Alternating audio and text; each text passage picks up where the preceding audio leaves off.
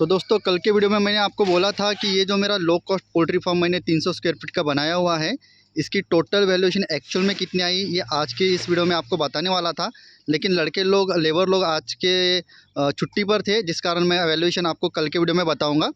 तो आज की इस वीडियो में हम ये जानेंगे कि मेरे पोल्ट्री फार्म पर लगभग 4-5 अलग अलग ब्रीड्स मुर्गियों की नस्ल रखी हुई है। ठीक है, तो बहुत सारे पोल्ट्री फार्मर्स के मन में ये सवाल होता है कि क्या हम एक ही साथ 2-3 ब्रीड्स पाल सकते हैं, क्या दिक्कत आती है, क्या दिक्कत नहीं आती है, अगर करना है तो किस तरीके से मैनेजमेंट करना है।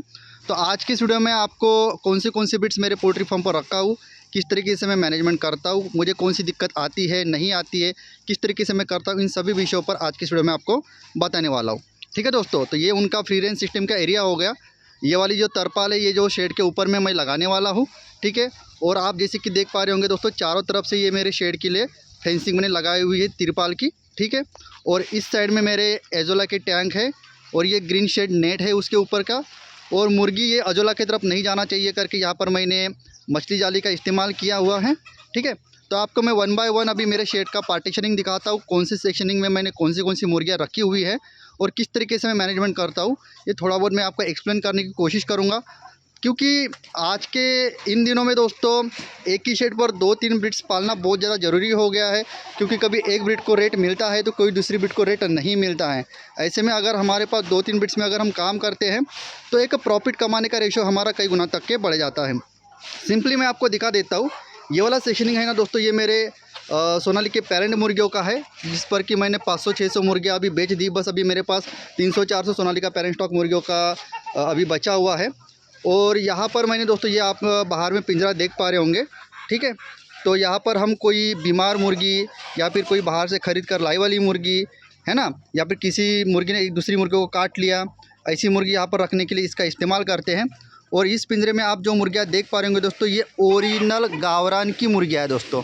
ठीक है, आप इनकी क्वालिटी देख पा रहे होंगे, मुर्गी की क्वालिटी देख पा रहे होंगे। ये वाली मुर्गियाँ मैंने दोस्तों एक्चुअली इसलिए यहाँ पर रखी हुई है क्योंकि ये अंडा देकर कुड़ुक हो गई है। यानी कि अंडा देने के बाद ये अंडों पर बैठ जाती है ना, उसको कुड़ुक बोला जाता है। तो इसको अगर मैं अंडों पर बैठवाता था तो ये और बहुत ज़्यादा टाइम लेती थी अंडों पर आने के लिए। इसलिए ये वाले सेक्शनिंग में मैंने जो मुर्गियाँ कुड़ुक हो गई थी ओरिजिनल गावरान की, यहाँ पर रखी हुई है। ऐसा करने से क्या होता है ना कि मुर्गी और से जल्दी से अंडों पर आती है। तो ये सेक्शनिंग इसका हो गया। अभी लेफ्ट हैंड साइड वाला ये दूसरा सेक्शनिंग जो होता है ना दोस्तों, ये मेरा ओरिजिनल गावरान मुर्गियों का है। ठीक है, दरवाजे के इस पार में मेरी ओरिजिनल गावरान की मुर्गियाँ जैसी कि आप यहाँ पर देख पा रहे होंगे। ठीक है, ये वाला जो पार्टीशन या फिर सेक्शनिंग है, यहाँ पर ओरिजिनल गावरान की मुर्गियाँ रहती है और ये इनका फ्री रेंज सिस्टम का एरिया हो गया। ठीक है, यहाँ पर भी मैंने फेंसिंग करी हुई है, एक बार मैं आपको नज़दीक से भी दिखा लेता हूँ। ठीक है, ये मेरी ओरिजिनल गावरान की मुर्गियाँ हो गई। ये भी लगभग 100-125 के आसपास में मुर्गियाँ हैं। कुछ मुर्गियाँ अभी शेड के भीतर में भी हैं। ठीक है, बैठने के लिए उनको प्रॉपर अरेंजमेंट की हुई है और यहाँ पर ये मुर्गियाँ कुछ अंडा देती हैं। और इसके बाजू का जो सेक्शनिंग है दोस्तों, जैसे कि आप देख पा रहे होंगे, ये वाला सेक्शनिंग, ये वाला दोस्तों सेक्शनिंग है ब्लैक एस्ट्रोलैप और कड़कनाथ। ये दोनों भी ब्रीड्स यहाँ पर मिक्स है। ठीक है, जैसे कि आप यहाँ पर देख पा रहे होंगे।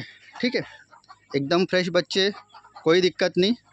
और उसी के बाजू में दोस्तों मैंने ब्रॉयलर रखा हुआ है, जैसे कि यहाँ पर आप देख पा रहे होंगे।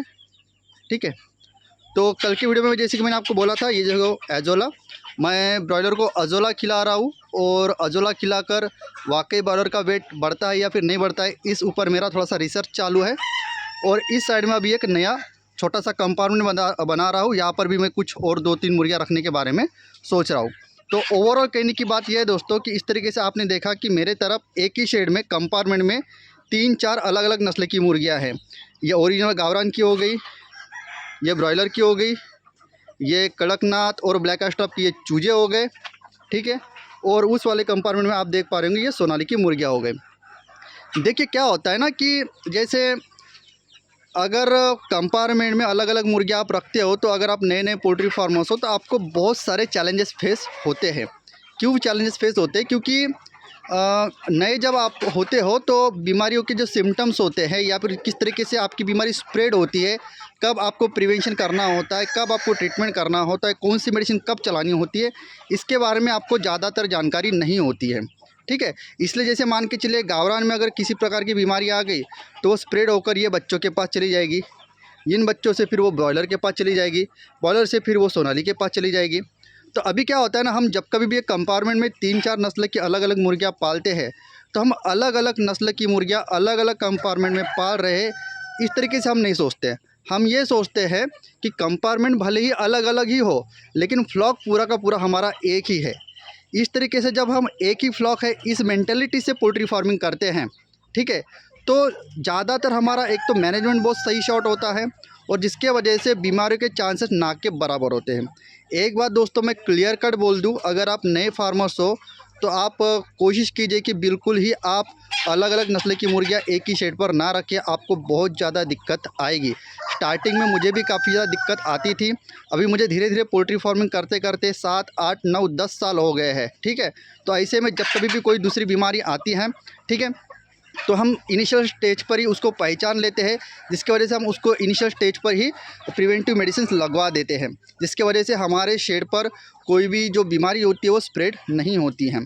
तो कहने का तात्पर्य यह है कि एक्चुअल में जब कभी भी आप कंपार्टमेंट में अलग अलग मुर्गियाँ रखते हो तो वाकई में काफ़ी ज़्यादा चैलेंजेस है, लेकिन जब कभी भी आप 1-2 साल के बाद एक अच्छा खासा नॉलेज एक्सपीरियंस गेन कर लोगे तो आप वहाँ पर कंपार्टमेंट में अलग अलग नस्ल की मुर्गियाँ रख सकते हो।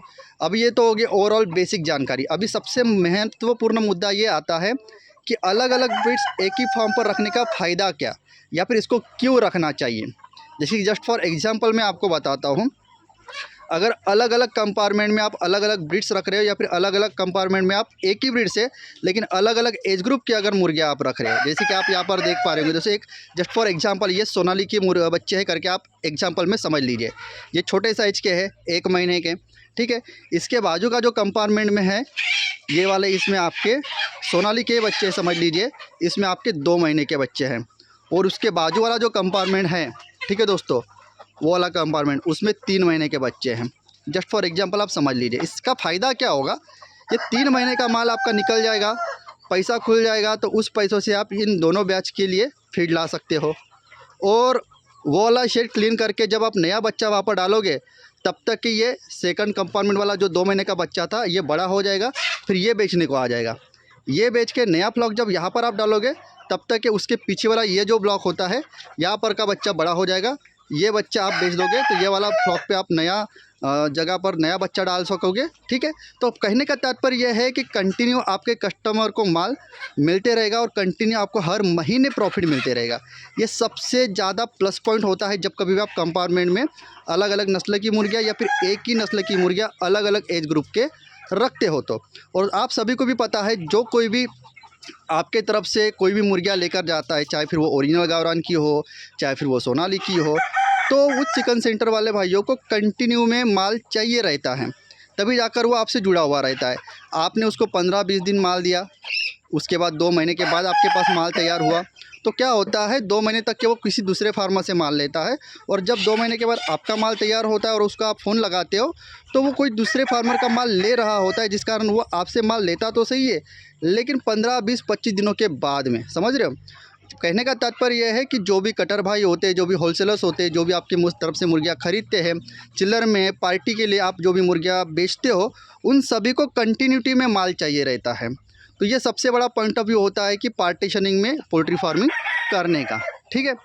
तो आई होप दोस्तों आज की इस वीडियो में बताई गई जानकारी आपको अच्छी लगी होगी। इसके अलावा भी नए पोल्ट्री फार्मर्स आपके मन में अगर कोई भी सवाल होगा ओरिजिनल गावरान के फार्मिंग के रिगार्डिंग या फिर सोनाली मुर्गियों के फार्मिंग के रिगार्डिंग या फिर किसी भी रिलेटेड पोल्ट्री फार्मिंग से रिलेटेड, तो आप मुझे वीडियो के नीचे कमेंट कर सकते हैं। मैं ज़रूर से आपके उस सवाल का जवाब देने की कोशिश करूँगा। चलिए मैं मिलता हूँ आपको कल के वीडियो में, जहाँ पर मैं आपको बताने वाला हूँ हमारे 300 स्क्वायर फीट के लो कॉस्ट पोल्ट्री फार्म की एक्चुअल लागत कीमत कितनी है। धन्यवाद।